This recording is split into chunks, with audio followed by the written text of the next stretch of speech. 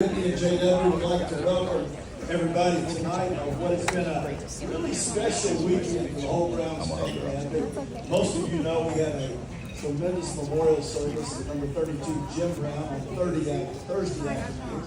Of course, last night, 73 got his gold jacket. Looks like it fits well, and it's fitting pretty well right now. That's right.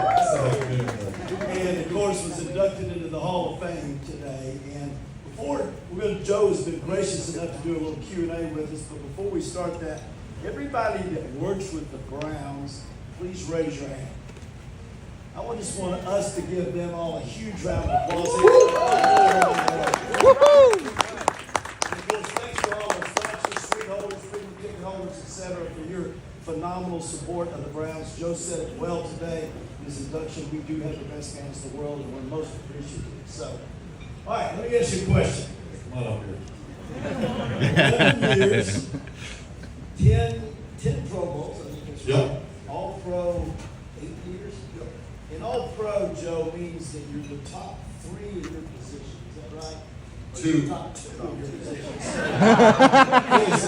And Sam is good at attention to detail. So, top of his game for his entire career, played the famous 10,363 plays. Last night you got your jacket. Today you're inducted into the Hall of Fame. For us, we're immortals. Serious question. How's it feel? Serious question. It feels incredible, and it's a feeling that's impossible to describe. If you've ever been in a situation where it feels like you're having an out-of-body experience, that's exactly what it felt like when I got that gold jacket and my kids rushed up and packed me. I was trying to play cool, and I couldn't do it. As soon as the kids came up on stage, I just welled up with emotion because it was like reflecting on your entire career in that moment. And I think that was the same emotion I had being on the stage with all those Browns fans barking. And you just felt that energy and that love and that passion for this team in the city. That's awesome. That's awesome. So you actually found out you were going to be in the Hall of Fame when? So they told us about 2 weeks before the Super Bowl, actually. That's when Walter Jones came to the door and then banged on my door. And Walter Jones is, tell everybody who Walter. So Walter Jones, in my opinion, is like the best offensive lineman in the NFL. He's right, second best. At least in my opinion. But he was smiling growing up. He was the guy that I watched. I studied his film. And I tried to take things from his game more than anybody else that I watched. So was that by chance that happened, or did they know how much you thought? So I don't know if Annie was the one that told me, because I think the Hall of Fame talked to her first and kind of tipped her off and said, all right, you need to make sure Joe's at home. And then they also said, hey, do you know anybody that would be really meaningful for him to show up at the door? And I think that's when she said, well, he's always had a man crush on Walter Jones. So we can get him. I'm not sure if he's going to be swinging through the neighborhood at all when it's 20 below zero in Wisconsin in January, but he was willing to do it, and it really was amazing. All right, speaking of Wisconsin, you're the third guy picked in the draft. You had to know, I saw Phil Savage, I don't know if he's going to try and say that party, I know they picked you. You had to know you were going to go high. Rather than go to New York, you go fishing with your dad. Logic there. It was on the calendar before the NFL draft was.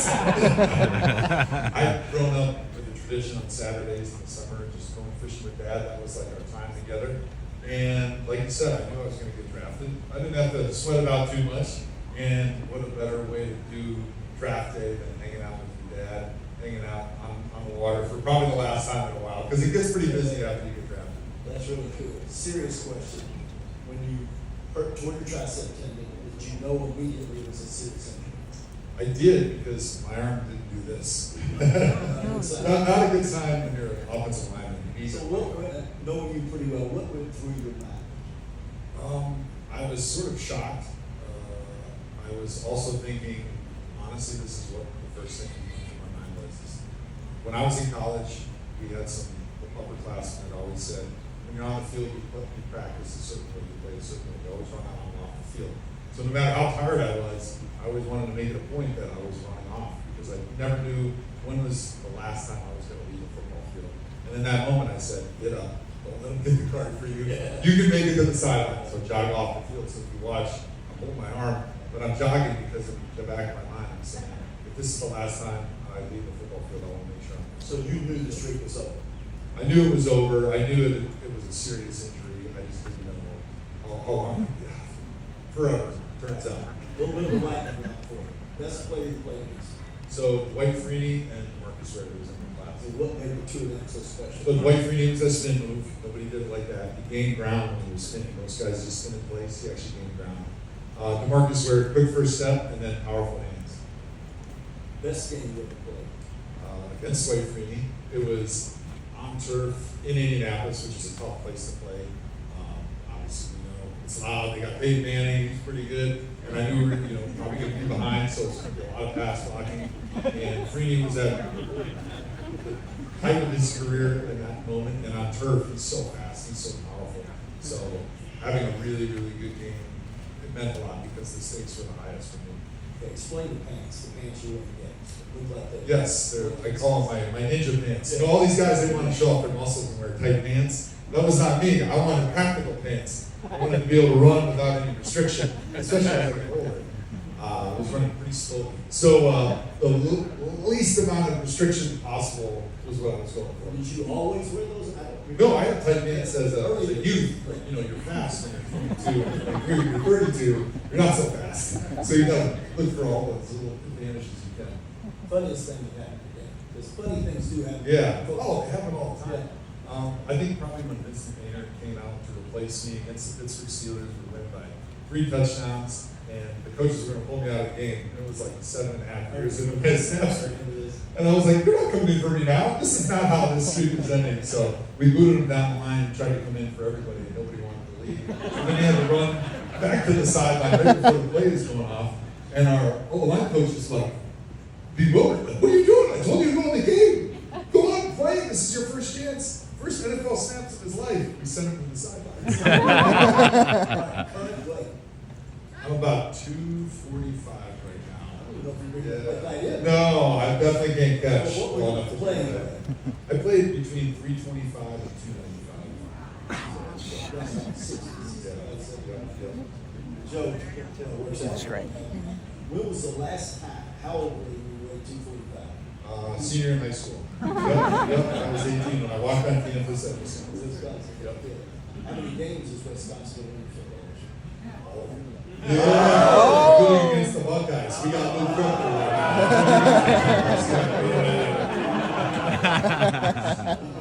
What behavior of yours frustrates me the most? Let her. You have a lift? I chew at a normal volume level. Guys are nuts. But I think more than anything, like, the kids will be crying, I don't even hear it. Like, I am a very focused person, and I can only think of one thing at a time. So if like I'm cooking dinner, or I'm doing something, and the kids are crying or they're yelling at me, I don't even hear it. And she hears everything. She can do like 10 things at once. Yeah, I mean, it seems you did a phenomenal job in your speech today. I know how disciplined and organized you are. How much time did you put into it? So I was actually going to put a little more time into it, but when we got here, I kind of like lost my voice a little bit because we were both events. When did you start working? So we had to have it finished in June, like mid-June, it had to be finished. We were allowed to tweak it, but I think what they wanted to make sure was that it's in the can, and if they needed to review it and cut it down so it's not too long, or hey, go meet with the tutor over here. We got a tutor from the Hall of Fame that can help you because this is not exactly perfect. They wanted to make sure that it was finished, but I was hoping to practice it a little bit this week, but I kind of lost my voice, so I decided to save some of the practice, just ran through my head, and I think knowing that standing in front of Brown fans, some of the emotion would kind of take over, and I didn't have a problem getting through it. You did a great job. The only time you really got emotional was when you talked about your dad. Yeah. Share that a little bit with us. Yeah, well, my dad was my mentor. He was my idol. He was my hero growing up. He was the guy that got me into fishing and sports, and he was the guy that on Sundays would come home from church, and we'd sit on the couch, and at 12 o'clock noon, the Packers were on every day. That's when NFL games were much more regimented as far as when they started, and he was the one that bred the love of football in me. And so I think you're looking at your dad sitting right there, the proud look on his face was all I ever wanted to do as a son, and I think that was kind of what came over me a little bit. I knew I didn't want to start crying though, so I was really fighting hard to pull back together. So in your closing comments, you said, you talked about how football was the greatest game and the NFL was the greatest league in the world. Talk what makes football, because you played a very unselfish position. But what makes football such a great game? Well, I think two things make football great. One is there's a spot for everybody. It's not like soccer where you all gotta be skinny and fast. It's not like basketball where you gotta be 7 feet tall and be able to run like a gazelle. There's truly places for me when I was 325 and guys like Phil Dawson, who's 5'8" and 180 pounds. There's a place for everybody. And then it also has people from all walks of life. It's a great reflection of a cross-section of America. You have people from all different races and religions and socioeconomic backgrounds. But you're all putting that aside to come together and you're sharing a common goal of winning. And I think that's what makes it the ultimate team sport, because the teams that win are the ones that everybody puts aside their own personal aspirations and you come together to find that brotherhood and win as a team.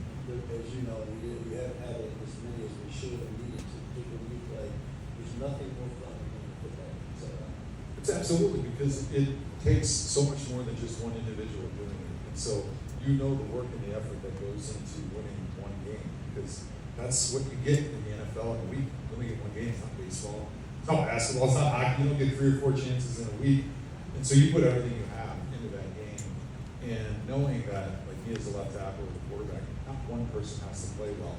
Everybody has to play well. And so when you're winning as a team, you're celebrating as a team. And that feeling is different than when you have an individual accomplishment. last question, what makes the NFL such a great league? It's the parity. It's the fact that everybody's waking up after the draft thinking that they killed the draft. They're waking up in the middle of training camp thinking that this is their year. And I think it's reflected in how competitive the games are down the stretch, how different teams are constantly in the playoffs. And then you never know what's going to happen when a team makes a run from the wild card and all the way and wins the Super Bowl. That's right. Big round of applause for Joe Thomas. Hall of Fame player and Hall of Fame person.